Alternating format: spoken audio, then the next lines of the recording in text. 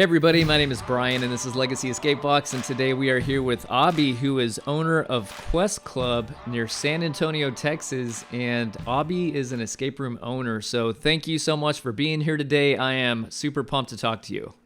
Yeah, me too, man. We mentioned this before the podcast, but I'm kind of a fan of yours. So yeah, yeah. I also quip that you're one of the reasons that I started escape rooms. I'm like, if that guy can do it, I can do it too. Oh my gosh, don't blame it all on me, man. Not all of it. That's awesome though. It's always good to meet other enthusiasts, and I've talked to people who have played a ton of rooms, which is always fun to kind of go in and get people's experiences on what they've played. And then, to speak with an owner is incredible because, I've not been a venue owner. And to get your thoughts and experiences and perception of what that's like is going to be pretty fantastic. So glad you're Great. here, man. Yeah, me too. Me too. Glad you're here. So tell me a little bit about yourself, and then how you got started in escape rooms. Sure. So I'm a veteran, and that doesn't really necessarily have anything to do with it. But I've always, when I was in the military, I did a lot of creative stuff. I was in the Army Soldier Show, and things like that. I was also, prior to that, I was a musical major, so I did voice and everything. So the point in stating that is that I've always had a creative lean in my personality. Military didn't necessarily fit that. So I went into the nonprofit sector doing media for churches and different various nonprofits around town, and not around town, but just around. So I did audio, did video, did graphic design, and all of that coalesced into a media director position. And I also got my degree in film, and so it really was just. I think when I first discovered escape rooms back in 2016, it kind of like awakened every aspect of my creativity. It was the showmanship, it was the media, like the media elements, it was the lighting, it was the story, and I was hooked from day one. I was like, this is amazing. And so that's kind of my origin story. Is I came from a creative background, and it kind of naturally fell into escape rooms. That's incredible, man. I like how you mentioned all the creative aspects, and with that theater background, with that production background, really what you're doing is telling a story. I went ahead and went to Kwest Club, y'all's website, and found what looks like some amazing rooms. First of all, y'all have incredible reviews, so I know it's a fantastic escape room venue. So I hope people can come visit you guys, but also tell me more about those rooms. Would love to know, what rooms you have going on now, and also where did you get the idea for some of those rooms?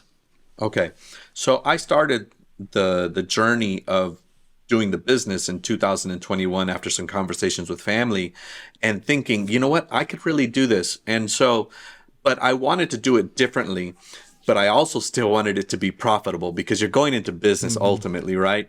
And you don't want to fail, and you want to make sure that you pay your employees well, and that you have, just good business sense. So I started to design first some of the rooms that I had in my head. And my brother kind of pulled me back. He's like, hey, but how is this going to make, how are you going to stay afloat? How are you going to make business? And so I went back and I started looking at my model again, and my business model. And what I decided to do was, just look at people on YouTube and say, hey, what's the most popular type of escape rooms? Number one, pirate theme. Everybody loves a pirate theme. So, and then everybody loves like an Indiana Jones adventure. And so there was like this list of a bunch of, steampunk, and these are the popular themes. And it's like, okay, now taking a note from my film background, is like, how could I take these popular themes and make them all connected? How can I make them feel like they're just one story? So what I decided to do, which was a little bit of a spoiler, a little bit of a if you're planning on coming to Quest Club, just skip a couple of seconds forward. But I decided to write a story where this guy, this villain, is like going through time and all these different yes, there you go. And so, but he's hitting all these different places. So the first one I designed was a pirate room, and I had actually worked with a script writer for escape rooms, and it really didn't gel with me. So I took maybe one or two of the puzzles that they had designed, but generally speaking, it just wasn't hitting those notes for me because it was all puzzles. There was like no story, no connection from one puzzle to the next. And so I took the idea of creating the story and then building the puzzles into the story. So the story goes for my first one is Captain Diego de Leon has amassed a lot of power, and you've asked one too many questions, and then the crew wants you to help them figure out what's the source of his power. And so there's a bunch of characters that play into the story. It's like, oh, this was Captain Black Bart Roberts. This was Mary Read, Captain William Kidd. And actually the cool thing is that these are all historical pirates. And I put it in the time setting that they all lived, which is the early 1700s. The last official pirate that ever lived was Black Bart Roberts, Bartholomew Roberts. And so he's one of the characters in my escape room. Amazing. So I took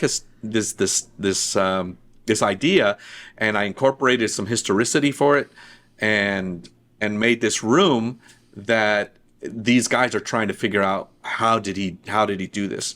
And so again, spoilers, if you make it to the end, you realize that he's not who you think he is. He's not a pirate. He is somebody else. Ooh. And so, but there's clues in that room that point to the other rooms that I've designed. Yeah. Ooh. And so if you lose, you might have a crack at him in another room. So I wanted to use the popular themes to encompass this kind of like cinematic universe, which is all the rage right now, right? Yeah, all the rage is all these rooms are actually connected. They're not standalone. They can be standalone, but they're not in and of themselves just standalone. They're connected to each other. And so that's been the real trick, is how do I connect the storylines to make a really interesting connection. And here's the other thing, is creating a business model where you're encouraging replayability and customer returns. So it's like, I want to find out more about this guy. What happened? Who is he? Why is he doing this? So that's kind of how I approach my business model. Yeah. And it's something that I want to play. My kids, who a lot of them work for me for tax reasons, they say the one thing I hate about our escape room is that we'll never be able to play the escape rooms, because they help me design and build and stuff like that. So. And that's a great compliment, by the way, at the end of the day, when people are like, oh, I want to do it because of all the surprises. Man, that's incredible. I love your storyline idea. And there's a lot to dig into there, because, one thing that owners talk about is, how do we get people coming back? That replayability is a big deal. Yeah. And I think you've hit on something fantastic. Have all those rooms interwoven with a larger storyline, that character who can go in between rooms. And that's fantastic, man. And you've done it with even different themes. Instead of, hey, we have 4 different pirate rooms. Now I've got all these different themes that can appeal to a lot of different players. And now you're having people come back. That's genius, man. I love that. Not only that, but we've also added, and I'll talk about this a little bit later when we talk about, some tips for owners, is we've added alternate endings, and we've incorporated in one of the rooms like a difficulty level. So like if you're coming with 3 of your kids and it's just you as a parent, we make it easier. So there's a variability in difficulty in each of the rooms as well. So make it more approachable and accessible for various age groups and skill levels. For sure. So when you talk about alternate endings, of course, without giving any spoilers away, so will you set up the room in advance knowing people are coming that direction, or is it something that you can do on the fly, knowing where they are in the room? So generally, when I say alternate endings, I really mean a lose state and a win state. People who win get a certain ending, and people who lose get the alternate ending. So the idea was, we learned at Recon is a convention that we went to last year, that you don't want to just open the door. It's like, hey, well, at least did you have fun? You don't want to just tell them, just kind of just like let them down. It's like, womp womp, and then they Right, go right. away bored. Like, darn, that really doesn't sit well. So. I was sitting down with one of the creative directors of Fox in a Box, Bob Melker, and I was sharing with him my vision and how far along I had gone, and he really liked what I was doing. He's like, it's impossible to think that all your rooms or everybody's going to win every time. He's like, have you thought about that? And I'm like, well, not really. I mean, if they lose, they can come and try again. That's all I'm thinking, right? But no, he's like, have you ever thought about alternate endings, like a win state and a lose state? So we started talking about that. And right there, then and there, I created a script of what it was like to lose that pirate room, that first room that we opened. And so when you win, you escape with the knowledge and the treasure. But when you lose, what happens? And so we created a script for our interactive game master to follow that would then lead them back into the brig and do the whole villain walk or the villain monologue and stuff like that. Yeah. And it's been really popular because people haven't experienced that. I think there might be one or two escape rooms that I've heard of that do alternate endings, but generally speaking, if you lose, you kind of lose. And if you win, great. They give you a thumbs up and they give you a little chat and that's it. But given that finale experience is so important for an escape room. It's like, you don't just let them down. You don't just congratulate them, high five, and give them a pat on the back. You want to have them talk about what they just went through and create a good finale experience. It's kind of like when you leave a movie that you've loved, you're talking about it for the next hour. It's like, oh, I love that one part and I love this part. Man, people come back and they're texting us on our messaging app on our website saying, hey, my kids are still talking about the escape room they did last week. And that's huge. I love hearing about that. But that's because we create an experience that really encapsulates the story.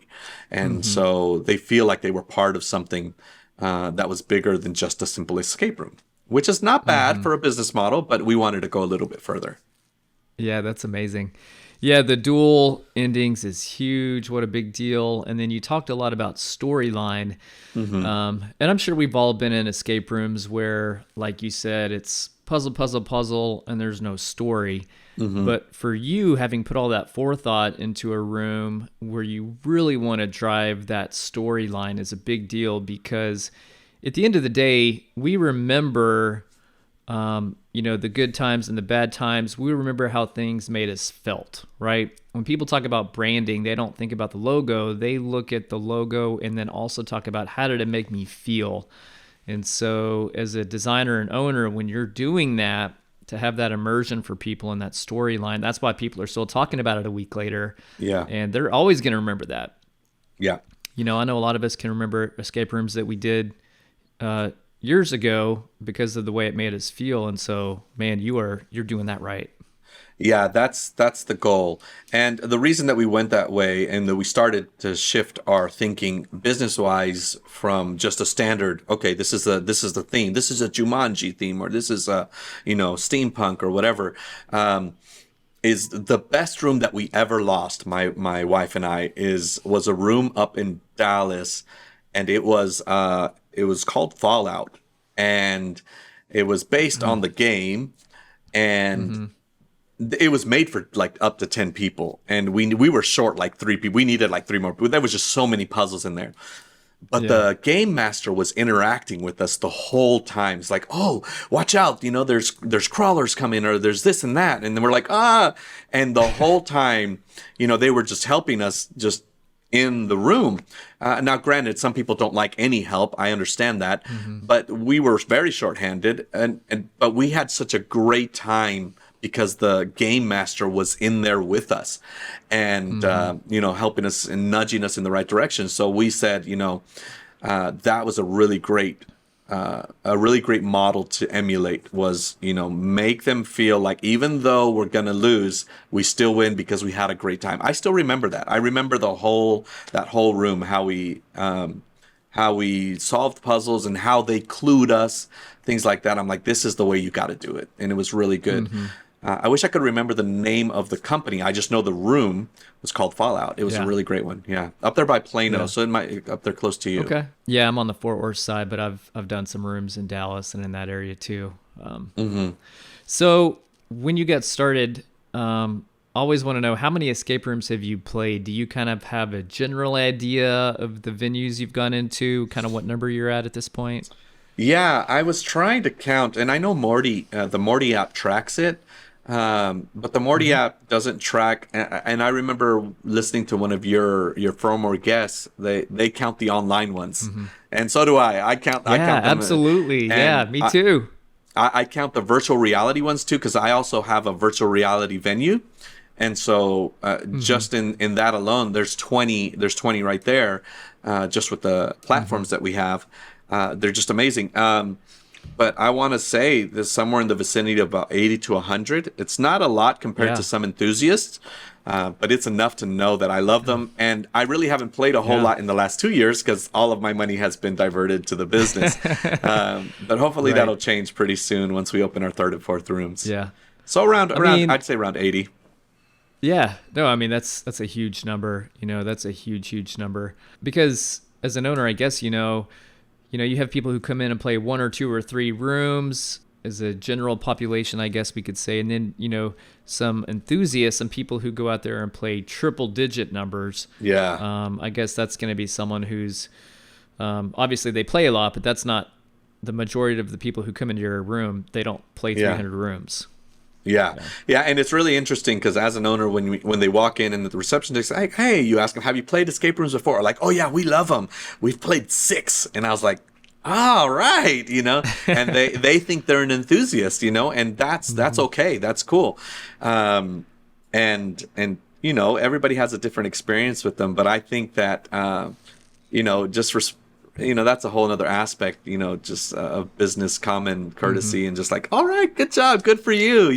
We've won Yeah, all yeah. of them, and then they hit up my room and it's a totally different experience. It's like, well, I just want to prepare you. This is a little bit different. We don't have a screen in a pirate ship. We have an interactive game master that will come on when the time is right. And they're like, okay, because they're thinking, how many hints do we get? Do we get penalized? And all these standards that we've had over the last 10 years of what to expect from an escape room. Like, oh no, it's nothing like that. It's nothing like that. And and then we explain how we operate. That's awesome. Well, I like how you've set up your guidelines, I guess you would call them. I don't know if you call them rules or guidelines or what, but you're doing some things that are going to make people really enjoy the room with your alternate endings, the storyline. They expect, hey, do I get 3 hints? Am I going to be on the leaderboard if I take a hint? So Yeah. I like how you're putting the customer experience first, Yeah. Yeah, it's interesting. You mentioned our leaderboard. A lot of people come in thinking, they're going to take 25 minutes and they're going to crush the leaderboard. But I mean, this is another thing is our rooms are 75 minutes. And and they're a full 75 minutes. So our average for like our Mayan Jungle Rescue, our average time is about 71 minutes to complete Wow. the room. And the Voyage of the Crimson Ruby is probably right around 73 minutes for the average. And so generally speaking, they're getting a full 75-minute room. And we one of our slogans is same price as the other guys, but more fun. Right. And yeah, and so they go in there thinking they're going to crush it. And I've had even enthusiast groups come in and take 55 minutes, in the room. And that's like our leaderboard. So they're like, wow, that's a really high number for a leaderboard, because you go into any other franchise or whatever and you see 23 minutes or 32 minutes and you're like, wow, I paid for an hour's experience and I'm only Right. playing for 20 minutes. So I really fill the rooms with puzzles to keep you engaged for the full amount of time that I advertise. And that I look at that from a customer satisfaction point of view. Even in our VR, some people would have said, you shouldn't, if they beat the virtual reality in 30 minutes, that's it. Go, your congratulations. But what I'll do is, you paid for an hour, you're going to get an hour's worth of entertainment. So if they beat my VR rooms at 30, 35 minutes, I'll let them play the arcade games that we have loaded up for the remainder of the time. Because it's all about, making sure that the customer recognizes that we treat them differently than any other, entity. Not to be better, but, that's how I would want to be treated. So that's how I treat my customers. Yeah. Sure. And I'm glad you brought up VR again, because I wanted to dig a little deeper into that. Can you tell me more about how you're utilizing VR in your escape rooms? How does that work? First off, VR escape rooms are extremely underrated. They are fun because you think you're just going to put on some like Oculus Quest and then just going to solve the puzzles like in the room, or the game The Room. And it's really nothing like that. So you're transported into a space that really feels immersive. After about 5 minutes, you forget that you're not in a space, and so it's really underrated. The games that are out there and that are available, some of them are fantastic. One of the games that are most popular at our venue is the Alice in Wonderland game, and it's just a great game. So how do I utilize it? I use it as a supplement specifically for parties, but I also use it as an upsell.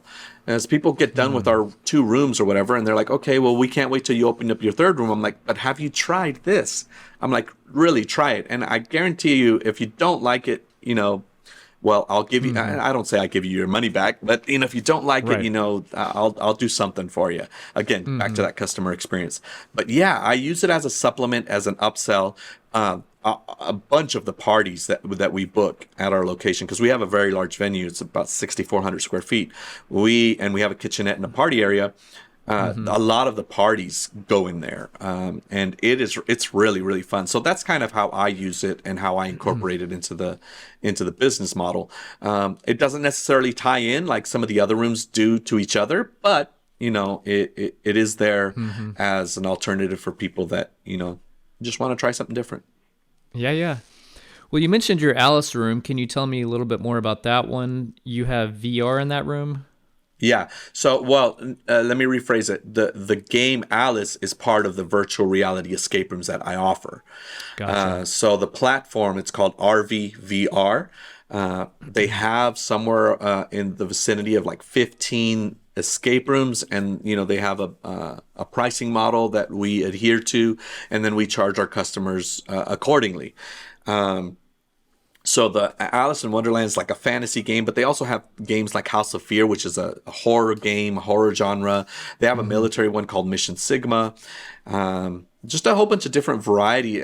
Like last night, we had a customer that came in and they played the Chernobyl game. And basically with the Chernobyl, you've been sent back in time to correct, or to fix time. And so you go back trying to put out the Chernobyl event and things like that. So there's a lot of fantasy, some history ones, some horror. So, yeah, that's essentially what they are. There's just quite a bit of variety. Ubisoft also makes some escape rooms, and they're in the same world as the Assassin's Creed characters. They're not Assassin's Creed escape rooms, but they're made in the same genre, in the same world as it were. Yeah. And those are pretty fun too. Those are really high production, like AAA escape rooms. I'm looking at a couple other different ones, but yeah, that's kind of how that works. Okay, awesome. Yeah, I played Assassin's Creed a long time ago. Xbox or whatever, but I have not done any of those escape rooms set in that world. So that sounds super interesting. Well, when you come down to San Antonio and we go and do some escape rooms together, I'll let you experience it. Oh my goodness. Oh, that would be epic. Yeah. Yeah, dude. That'd be awesome, man. Okay, so as an owner, you have to manage a team. So I would love to hear more about that. How do you manage a team? Tell me more about your processes there. And I know you already mentioned your children, so. Yeah, so they're not like 7-year-old. Well, actually one is a 7-year-old, but she goes in there and she'll get an allowance, and I don't get in trouble for this, so I don't know, add it at your discretion. She'll go, she doesn't stay at home. She comes because it's a family owned business, and she'll like put a rug down or put the rug back down or She's got to pull some help. of the, yeah, she loves being part of it. But my kids are all of working age, Hmm. and they come in throughout the week, like when they're not either doing something with their school like a theater play or tennis. All of them play tennis. My oldest son, Hmm. Isaac, shout out to Isaac. He helps me manage the business. The other thing too is from a business perspective, there's a tax incentive, Hmm. $12,500 per child tax incentive to hire your kids. Hmm. And so it just kind of worked out. And all my kids are very creative as well, so they love, for at least from what I can tell, they love being at the business. And so Yeah. how do I manage them? We kind of just go off of what our bookings look like. Typically, Hmm. Friday, Saturdays are super busy, and as is the norm for this type of industry. And so Right. it'll be kind of like all hands on deck unless something is going on, like they'll have a UIL event, or the kids will, or a tennis tournament, or some sort of weekend event. So we just kind of just like all hands on deck, and then throughout the week, I'm open Sunday, Monday, Wednesday, and Thursday. We'll kind of just wait to see what we get as far as bookings, and if we have bookings, people usually, it's just like, okay, Isaac, you cover Wednesday, I'll cover Thursday, and what that looks like. Hmm. I presume that won't be holding up too much longer, because we're opening up more rooms. Once we open up more rooms, you have more options and more people kind of just show up. Yeah. But for right now, that's kind of how I manage it. It's kind of like on a booking Yeah. basis. That's awesome. Hey, you know what? I love the tax advice. My CPA Oh, told me the same thing. They're like, yeah, hey, you got kids, you should be paying them. So yeah, I don't know. Maybe they need to hold the camera or something. I don't know. We'll figure it out. yeah, right. Yeah, there's also incentives for, like, if my son is doing it, he could be counted as work study. He's going to TLU down here in Seguin, a city outside of Hmm. San Antonio, and so there's some other tax Hmm. incentives, like if I pay for his tuition or whatever. There's a lot of stuff. Talk to you, yeah, definitely talk to Sure. a good CPA. Yeah. That's right. That's right. So, have you ever thought about opening another location, or your hands full really with this location and all that you can do for now on this one? So there is and I'm not trying to get preachy or anything, but there's a scripture in Hosea that Hmm. says, write the vision down so that it is, so that or write your vision down so that it's plain and people can run with it. So the reason I state Hmm. that is because before I started putting any puzzles together, is I wrote out a plan, what I called our legacy plan, which is, okay, what are my goals from year 0 to year 10? And year 10 Hmm. being the time when my wife and I get to go and travel to New Zealand and Japan and stuff like that. But what are my mile markers to hit, so that I can, know that I'm on the right path to success. And so I created this plan so that I can, just be on a steady path of activity, that I can say, okay, yeah, this is what I need to do next. This is what I need to do. I need to hit this goal, this marker, Hmm. so that I can just move forward in the business. Right. So the idea is to open up other locations. So I told you about, theming all the rooms together.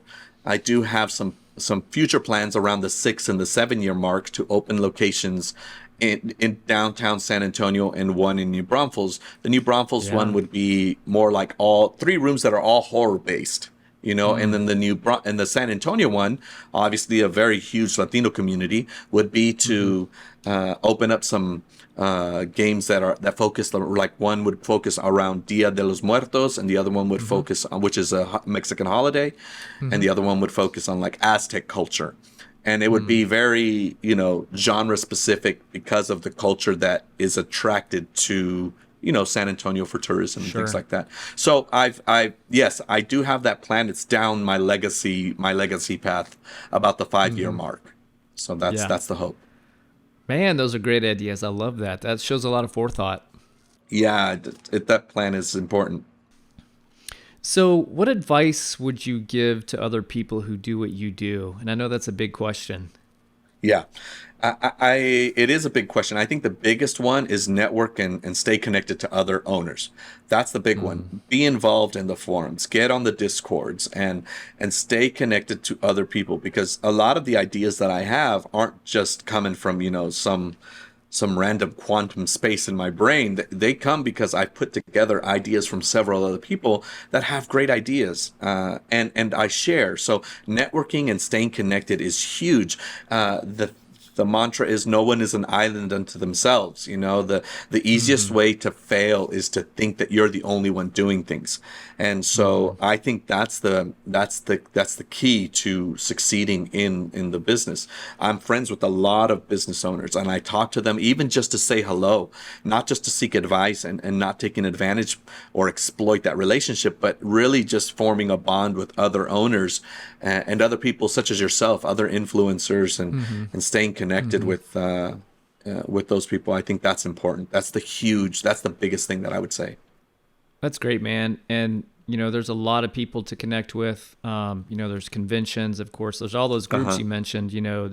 Discord, Facebook groups, all that stuff. So it's fantastic, and I love being on some of those groups and being able to Hmm. interact with and now speak more with people like you. Yeah. Yeah. Yeah, I was really excited when you posted on the, I don't know if it was an enthusiast or the owners group, that you were looking for people. As Hmm. I gave you a bunch of names.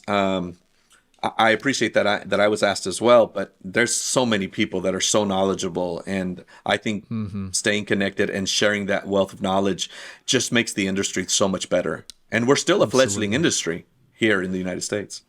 Yeah. Yeah. And I always like to ask, what advice would you give for a casual player who says, you know what, I want to go do an escape room. How do I win Uh-huh. though? How do I beat an Uh, escape room? What advice would you give them? Yeah, I would say visit Mark Rober's video "Beat Any Escape Room" on YouTube. Uh huh. I That was one of the first ones that I watched, and I want to say it was like 5 or 6 years ago when I started really getting into them. Is how to beat any escape room. I think that video is probably the quintessential video that anybody who wants to try escape rooms has to watch. Mm-hmm. There's a link in the Mm-hmm. description below, and but yeah, that's a great video. Um, but I've heard some of your previous guests say, it's communication. Communicate. Mm-hmm. You see something, say something. Communicate when you find Mm-hmm. something. I've seen so many people lose some of our rooms because they didn't share the information. Like, oh, well, I saw that 10 minutes ago, or I said that, but nobody was listening. Well, communicate it. But yeah, Oh that's yeah. that's what I would suggest Yeah. is look at some of the people that have done it. Yeah. That's good stuff. Well, before we get out of here, I want to know if you have any other interesting experiences or stories you can tell us, either as a player or even as an owner of groups coming into your escape room. Uh-huh. Um, as an owner, was meeting Neil Patrick Harris at convention last year. That Yeah. was that Wow. was a real, because I had known for several years that he was an escape room enthusiast, or that he was a games Mm-hmm. enthusiast. But getting Mm-hmm. to hang out with him for just a little bit, and I think that was the highlight of my short career thus Mm-hmm. far, is connecting with him and connecting with other owners. But interesting stories, I can't think of anything. I see a lot of cool TikToks where somebody was like doing a seance, and they were going to sacrifice their friend, and it's the game master's taking video of the screen, and I'm like, I've never had anything like that happen. Mm-hmm. I think there was one, but it's a little bit inappropriate. This couple came in, and everything was innuendo to them. Uh, Uh, but um, but other than that, I haven't had anything like super crazy happen in my rooms.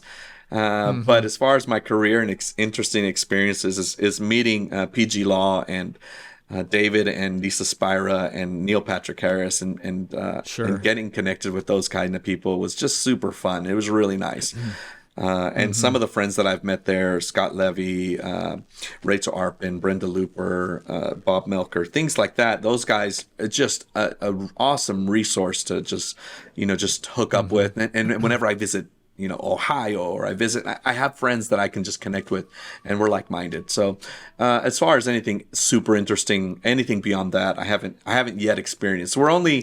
our business is only 7 months old, so I'm sure Yeah. next time we come together, we'll probably have something. Probably have even more. Well, Yeah. after 7 months to have the incredible reviews that y'all have is pretty amazing. Yeah. And Thank you. you mentioned Neil Patrick Harris and a lot of those other people. I have not met or spoken with NPH yet, but Uh-huh. yeah, that would be an amazing interview, I'm sure as well. Love Oh to speak yeah. with him. Neil, if you're listening, ring me. Yeah. Oh, and Neil's got wondercade new website and newsletter about Yeah. everything that he likes, Uh-huh. including escape rooms and immersion and all kinds of things. And he But sells like puzzle yeah. boxes and things like that. And his game is amazing too. Box One. Yeah. Yeah, yeah, it is. Absolutely. Well, Abby, it was great speaking with you today. I want to say a Thank you. huge thank you Yes. for taking the time today. You're the owner of Quest Club. You guys are in San Antonio. And tell me the city that's in exactly right by. Sure. It's on the northeast side of San Antonio Metro. It's a city called Cibolo. It's right smack in. If you've ever heard of Schlitterbahn, which is like the big water park here Oh, in yeah. Texas, it's in between. That's in New Braunfels, and then you have northeast San Antonio. We're right in the middle, right there. And yeah, we're in a very good location, good population here. Yeah. So northeast San Antonio, Cibolo is what the city's called. That's awesome, Yeah. man. Well, thanks again. Definitely. If I'm in the San Man. Antonio area, I'll have to look you up and we'll go hit some rooms. Yeah, let's do it, man. Let's do it. But I think the first guest you had was talking about Strange Bird Immersive. If he's in Yeah. Houston, let me know when that happens because I haven't gone to that one yet, and I really want to go see Haley and is it Cameron? I think, yeah. So yeah, Oh, yeah. yeah. Yeah, we'll So have to let's hit go. that one Let's go up. do that one. 100%. He's done a couple hundred rooms, and we'll grab Yeah, him and a couple others, and we'll go knock it out. let's do it. Let's do it. All right, man. All Well, right. thank you so much, brother, for asking me to be on. Thanks, Abby. I'll talk to you again soon. All right. Take care.